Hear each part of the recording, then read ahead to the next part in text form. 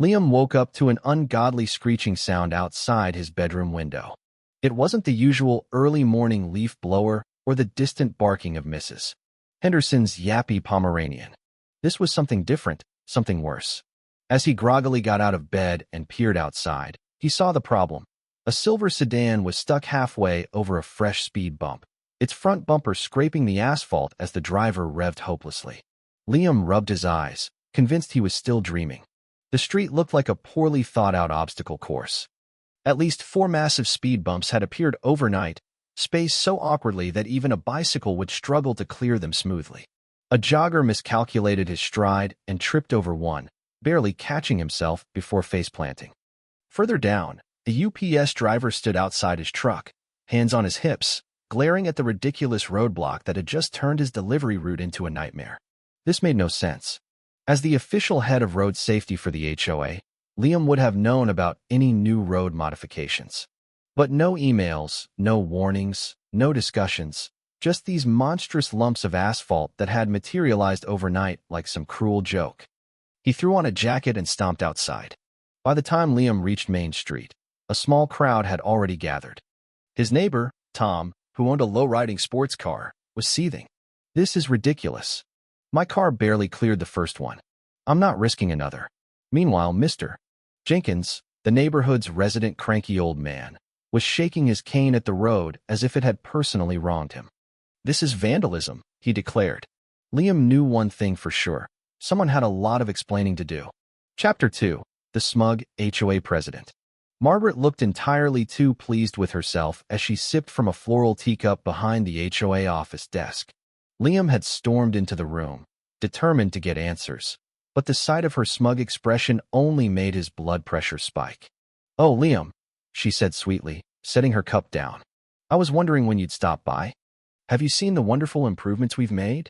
Liam resisted the urge to laugh. "Improvements? You mean those ridiculous speed bumps? The ones that appeared overnight with no notice?" Margaret waved a dismissive hand. "They're for safety. We had a few complaints about speeding."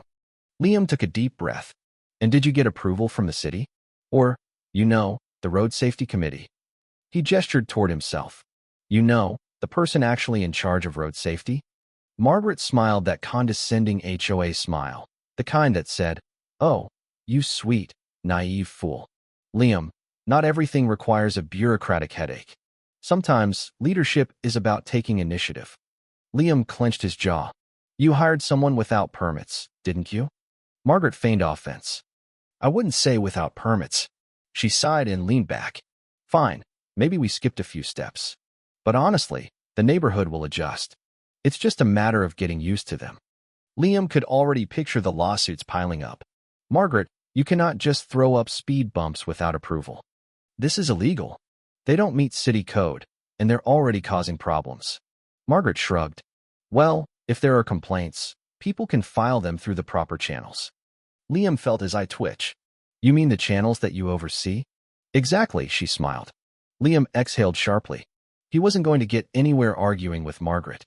If she was going to stonewall him, he needed a new approach. Chapter 3. The Neighborhood Uproar. By noon, the neighborhood was in an uproar. It seemed every resident had a fresh grievance against the speed bumps, and complaints were piling up faster than Margaret could deflect them. Mrs.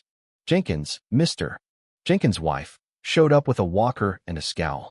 "My granddaughter came over this morning, tripped on that thing, and spilled an entire birthday cake. A chocolate cake." She sighed dramatically, as if mourning a great loss. "I nearly took out my mailbox backing out this morning," muttered Greg, a dad of 3 whose minivan now had a fresh scrape. "Who designed these?" Tom gestured to his sports car, which sat parked at the curb, utterly defeated. "I can't leave my own driveway without risking my undercarriage." The complaints weren't just about cars and pedestrians.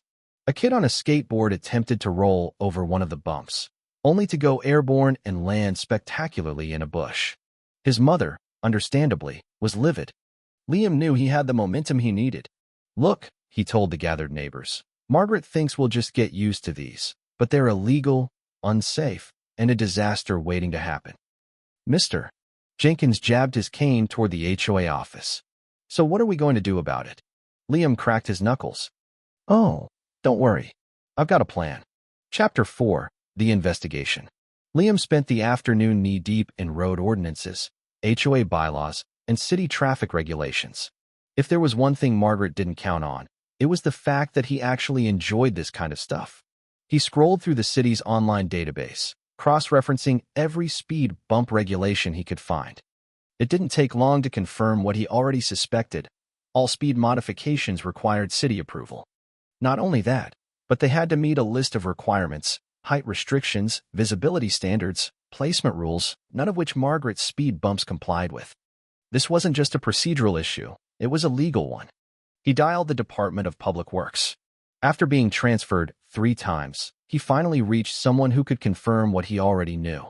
Yeah, we've received no requests for speed bumps in your neighborhood, the woman on the line told him. If they were installed without approval, that's a violation of city code. Great.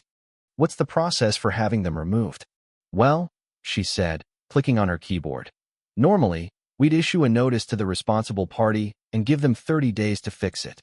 If they don't comply, the city will remove them and send them the bill. Liam frowned. And if the HOA drags its feet? The woman sighed. Honestly, that happens a lot. Sometimes these things sit for months before anything gets done. That wasn't going to work.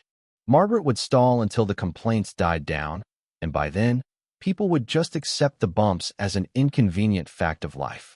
No, he needed something faster, something that would force the issue. And that meant he had to dig deeper. After a few phone calls and some not-so-subtle prying at the HOA office, Liam got his answer. Margaret hadn't gone through an official contractor.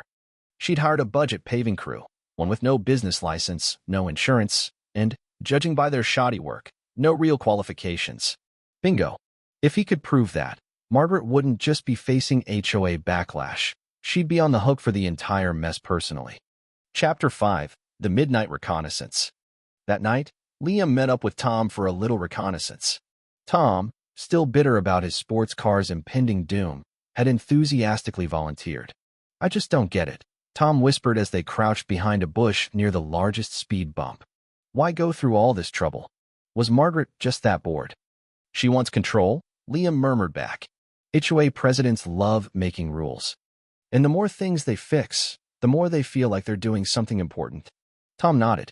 Still, this is next-level micromanaging. They watched as 2 workers showed up just past midnight, dressed in cheap reflective vests, and started repainting the lines around the speed bumps. Liam zoomed in with his phone's camera. The stripes weren't even aligned properly. They looked more like they were marking a pedestrian landing strip than a traffic calming measure. Then came the real kicker. One of the workers pulled out a bucket of something dark and sticky. What is that? Liam frowned. Tom squinted. Are they painting over the cracks? Sure enough, the workers were slathering some kind of thick sealant over the edges of the speed bumps, likely to cover up shoddy craftsmanship. Liam snapped picture after picture. This is gold, he whispered. Margaret cut corners, and we have proof. Chapter 6. The HOA Showdown. The next morning, Liam combed through the HOA bylaws once again. He was looking for something specific, a way to force Margaret's hand without waiting months for the city to intervene. And there it was, Section 14, Clause 3. Unauthorized structural modifications within HOA-governed areas may be corrected at the expense of the responsible party if deemed necessary by a majority vote. Liam grinned. Margaret had made a fatal mistake by skipping the approval process. She had taken personal responsibility for the speed bumps.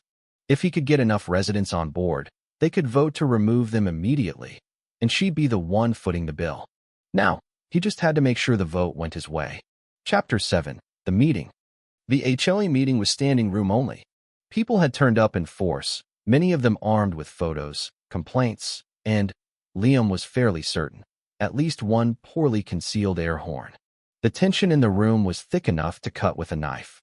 Margaret sat at the front of the room, still putting on her best "I am a competent leader" face, but Liam could see the cracks forming. She wasn't used to this kind of resistance. Usually, HOA meetings were attended by a handful of retirees and whoever was unlucky enough to get roped into the landscaping budget discussion. Tonight was different. Liam stepped up to the microphone. I think we all know why we're here, he began, his voice carrying over the murmurs. These speed bumps were installed without approval, without permits, and, based on my investigation, by an unlicensed paving company. They're unsafe, they violate city code, and they need to be removed. A murmur of agreement rippled through the crowd. Margaret let out a forced chuckle and stood. "Oh, Liam," she said, giving a condescending shake of her head. "You're making this into a much bigger issue than it needs to be. The speed bumps are there for safety. Surely you don't want to be the guy arguing against making the neighborhood safer, do you?" Liam didn't even flinch. "Safety," he repeated. "In the past 3 days, these speed bumps have caused multiple accidents. Kids have tripped, cars have been damaged, and delivery drivers are openly threatening to boycott our neighborhood." Laughter and nods of agreement spread through the audience. Margaret's jaw tightened. These aren't just inconvenient, they're dangerous. And worse, they're illegal. He turned to the projector screen and clicked through his slideshow. Exhibit A, the city ordinance requiring all road modifications to be approved. Exhibit B, a statement from the Department of Public Works confirming no such request had been made. Exhibit C, the photos of the workers slathering on what was definitely not professional-grade sealant. The room erupted in whispers. Margaret's smile had officially disappeared. She stood again, this time with the clear air of someone who knew they were losing and needed to change tactics. "Look, I may have bypassed a few bureaucratic hoops," she admitted. "But let's not forget that people in this community were complaining about speeding. I acted in the best interest of our residents." An elderly man in the back snorted. "Oh, please, Margaret. If you cared about safety, you wouldn't have hired a bunch of amateurs to dump asphalt on the road." Someone else chimed in. "And you sure as hell wouldn't have done it in the middle of the night without telling anyone." Margaret's eye twitched. "The point, people," she said sharply, "is that now that they're here, maybe we should just leave them. Adjust. The damage is already done." Liam smiled. "Actually, that's where you're wrong." He clicked to the next slide, highlighting a section of the HOA bylaws. Section 14, Clause 3 states that any unauthorized road modifications can be corrected at the responsible party's expense. Since you made these changes without approval, the HOA has full authority to remove them immediately, and you, Margaret, will be the one paying for it. The room erupted. Margaret's face turned an impressive shade of red. "This is ridiculous," she sputtered. "You can't just—" Liam raised a hand. "We're putting it to a vote." The HOA treasurer, a retired schoolteacher named Linda, stepped forward with a clipboard. "All in favor of removing the speed bumps and billing Margaret?" Hands shot up, dozens of them. All opposed. A single, lonely hand lifted. It belonged to Margaret. Linda made a mark on the clipboard and nodded. "Motion passes." Liam turned to Margaret. "Looks like you're writing a check." The crowd broke into cheers as Margaret sat down, defeated. She muttered something under her breath, but whatever it was got drowned out by Mr. Jenkins triumphantly slapping his cane against the floor. Liam leaned back in his chair, satisfied. The battle was won. Of course, he had no idea that the real problem was just beginning. Chapter 8, The Aftermath. The speed bump removal felt like a community event. Neighbors gathered on their lawns, folding chairs popped open, and someone even set up a small table with lemonade and cookies, as if they were watching a parade. Liam stood with his arms crossed, enjoying the show as a professional crew arrived to undo Margaret's mess. The workers wasted no time, firing up the jackhammers and going to town on the lumps of asphalt that had terrorized the neighborhood for nearly a week. The air buzzed with the satisfying sound of destruction. Margaret, arms folded tightly over her chest, stood near the HOA office, watching with the expression of a woman who had just lost a war, which, to be fair, she had. Every time a section of the speed bump was obliterated, Liam could see her flinch slightly. He almost felt bad for her. Almost. A group of teenagers were recording the whole thing on their phones, narrating like it was a breaking news event. "And here we see the fall of the worst speed bumps in American history," one of them said in an exaggerated documentary voice. Truly a tragic day for unnecessary HOA power grabs. By the time the final pile of rubble was hauled away, the neighborhood had returned to its normal, bump-free state.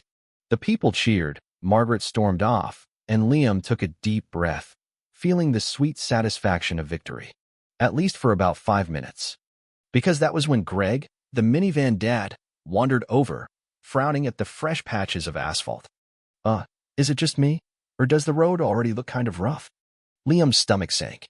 He crouched down, inspecting the surface where the speed bumps had been. It wasn't just rough, It was crumbling. Tiny cracks were already forming along the edges, loose chunks breaking away under the slightest pressure. Tom knelt beside him. "You have got to be kidding me." Liam sighed. Margaret's budget paving crew cut corners. They didn't lay a proper foundation before slapping those things down. Greg ran a hand through his hair. "So what happens now?" Liam straightened. Now we've got a whole new problem." Chapter 9. The Pothole Predicament.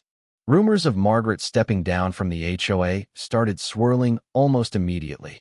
No one knew for sure if she was resigning or just lying low, but the damage to her reputation had already been done. Even the most dedicated HOA loyalists couldn't defend the whole speed bump debacle, which meant, of course, that people started looking for someone else to step up. Liam didn't realize he was being recruited until Linda, the HOA treasurer, casually dropped it into conversation one afternoon. "You know, Liam," she said, flipping through paperwork, "the HOA could really use someone with actual leadership skills." Liam took a cautious sip of his coffee. "Uh-huh. Someone who actually cares about road safety," she continued. "Someone who understands how to follow the law before making decisions." Liam slowly set his cup down. "Linda, are you trying to recruit me?" She smiled. "I'm just saying, if someone were to nominate you in a special election, you'd win in a landslide." Liam groaned. "Oh no, I am not getting dragged into this." Linda shrugged. "You've already been running things anyway. Might as well make it official." Liam wanted to argue. He really did. But deep down, he knew she was right. And honestly, the idea wasn't entirely terrible. Chapter 10. The New Challenge. Liam barely had time to process the idea of running for HOA president before a much bigger problem landed. Literally, right in front of his house. It was late afternoon when he heard the first thunk.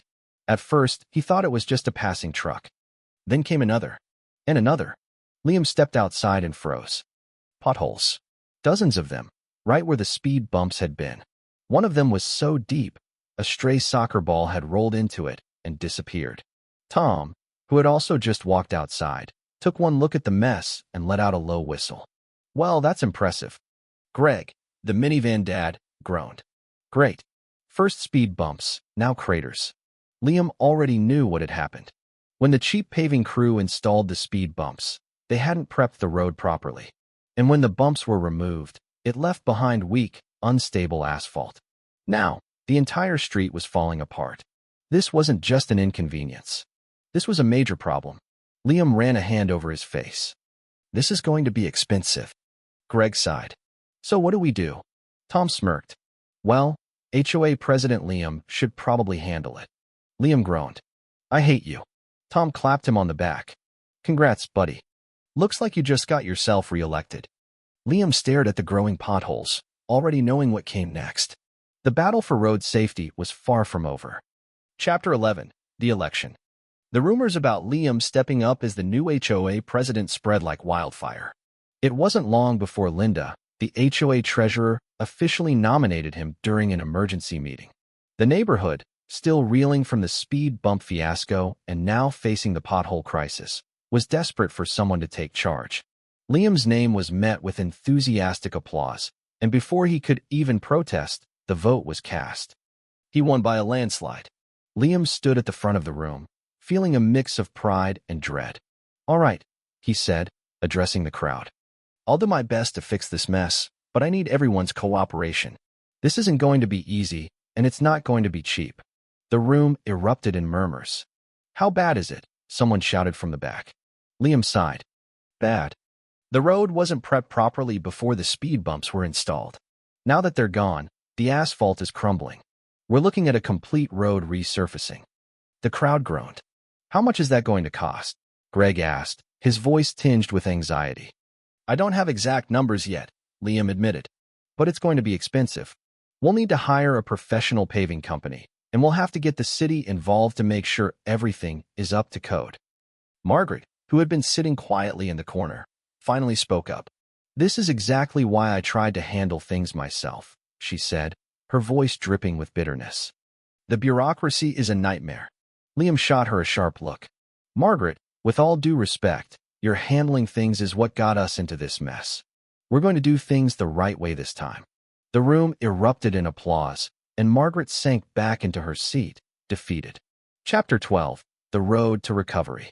The next few weeks were a whirlwind of activity. Liam spent hours on the phone with the city's Department of Public Works, getting permits and approvals for the road repairs. He also met with several paving companies, comparing quotes and checking references. It was exhausting work, but Liam was determined to get it right. Meanwhile, the potholes were getting worse. Every day, it seemed like a new one appeared, and the neighborhood was starting to feel like a war zone. Cars were getting damaged, and people were starting to complain about the constant noise from the jackhammers as temporary patches were put in place. "This is ridiculous," Tom muttered one afternoon as he and Liam surveyed the damage. "How long is this going to take?" "As long as it needs to," Liam replied, his tone firm. "We're not cutting corners this time." Tom nodded, but Liam could tell he was frustrated. Everyone was. The neighborhood was tired of the chaos, and Liam knew he needed to keep morale up. Chapter 13. The Fundraising Dilemma. The biggest challenge was funding.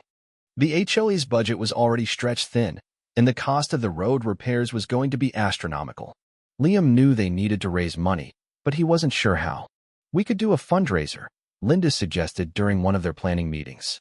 "A bake sale, maybe? Or a community yard sale?" Liam shook his head. "We need more than that. We're talking tens of thousands of dollars here." "What about a special assessment?" Greg suggested. "We could charge each household a fee to cover the costs." The room fell silent. A special assessment was a tough sell, especially after the speed bump debacle. People were already frustrated, and asking them to pay more money wasn't going to go over well. "I'll think about it," Liam said finally. "But let's see if we can find other options first." Chapter 14. The Community Comes Together. In the end, it was the community itself that came up with the solution. A group of neighbors organized a massive fundraising event, a neighborhood block party with food, games, and a silent auction. Local businesses donated prizes, and everyone pitched in to make it a success. The event was a huge hit. Hundreds of people showed up, and by the end of the day, they had raised enough money to cover a significant portion of the repair costs. Liam was overwhelmed by the support. "This is amazing," he said, addressing the crowd at the end of the night. "I knew we could come together as a community, but this is beyond anything I could have imagined." "Thank you, everyone." The crowd cheered, and for the first time in weeks, Liam felt a sense of hope. Chapter 15. The repairs begin. With the funds secured, the road repairs finally began. The professional paving company Liam had hired worked quickly and efficiently, and within a few weeks, the street was transformed. The potholes were gone, replaced by smooth, fresh asphalt. The neighborhood looked better than it had in years. Liam stood on his front porch, watching as the final layer of asphalt was laid down. It had been a long, difficult journey, but they had made it. The road was safe, the community was stronger, and Liam had proven himself as a leader. "Not bad, Mr. President," Tom said, clapping Liam on the back. "You did it." Liam smiled. "We did it. This was a team effort." Chapter 16. A New Beginning. With the road repairs complete, life in the neighborhood returned to normal. The constant complaints about potholes and speed bumps were replaced with conversations about upcoming community events and plans for the future. Liam, now firmly established as the HOA president, continued to work hard to keep the neighborhood running smoothly. He made sure to involve the community in every decision, and he always prioritized transparency and communication. Margaret, meanwhile, had quietly stepped down from the HOA board. She still lived in the neighborhood, but she kept a low profile, rarely attending meetings or events. Liam couldn't help but feel a little sorry for her, but he knew she had brought it on herself. As for Liam, he had found a new sense of purpose. He had never imagined himself as a community leader, but now he couldn't imagine his life any other way. The road to recovery had been long and difficult, but it had brought the neighborhood closer together. And for that, Liam was grateful. Epilogue: The Legacy. Years later, the story of the Great Speed Bump fiasco became a legend in the neighborhood. It was a cautionary tale about the dangers of cutting corners and the importance of community. And every time someone drove down the smooth, pothole-free street, they were reminded of the man who had fought to make it right. Liam, now a respected and beloved figure in the community, often chuckled when he thought about how it had all started with a screeching sound outside his window. It had been a wild ride, but it had been worth it. The neighborhood was stronger, safer, and more united than ever before. And as far as Liam was concerned, that was the greatest victory of all. Thank you for taking the time to listen to today's story on Store of Good Stories. If this story touched your heart or made you think, don't forget to hit like and share the video to spread this positive message to more people. And if this is your first time here, make sure to subscribe and turn on the notification bell so you won't miss any of the meaningful stories we share every week. Your support is the biggest motivation for Store of Good Stories to keep bringing heartfelt and valuable stories to you. See you in the next video.